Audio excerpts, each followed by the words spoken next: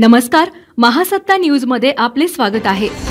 खानापूर तालुक्यात स्थानिक गुन्हे अन्वेषण विभागाने मोठी कारवाई केली आहे। बेकायदेशीरपणे पिस्तूल बाळगल्याप्रकरणी किशोर जाधव या तरुणास पोलिसांनी ताब्यात घेतलंय।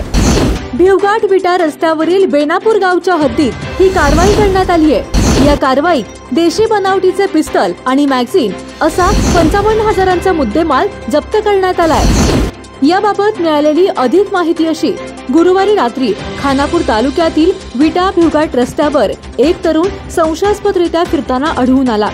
स्थानिक गुन्हे अन्वेषण विभागाच्या पथकाने या तरुणाची चौकशी करत झडती घेतली असता त्याच्याकडे एक लोखंडी पिस्तल आणि मॅगझिन असा सुमारे 55,000 रुपयांचा मुद्देमाल आढळून आला। अधिक चौकशी केली असता हे पिस्तल विनापरवाना बेकायदेशीर असल्याचे पोलिसांना आढळून आले।